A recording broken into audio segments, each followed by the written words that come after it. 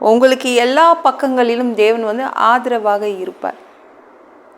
சரிங்களாங்களா? உங்களை வந்து அவர் வந்து எல்லா பக்கத்துலேயும் அவர் கவனிச்சுப்பார். எங்கேயுமே உங்களை விட்டு கொடுக்க மாட்டாருங்க. உங்கள் குடும்பத்தில் உங்களை விட்டு கொடுக்க மாட்டார். உங்கள் நண்பர்கள், உங்கள் ஃப்ரெண்ட்ஸ் மத்தியில் விட்டு கொடுக்க மாட்டார்.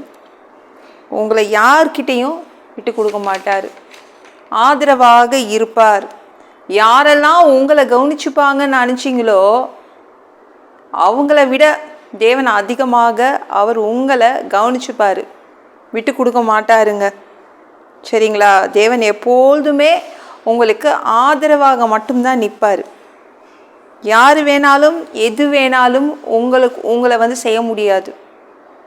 தேவன் வந்து பத்திரமா பார்த்து வச்சுருக்காரு. அவருடைய கண்மணிகள் நீங்கள். அவருடைய கண்மணிகளை யாரும் தொட முடியாதுல்ல. யாருமே உங்களை தொட முடியாது. எதுவும் உங்களுக்கு செய்ய முடியாது.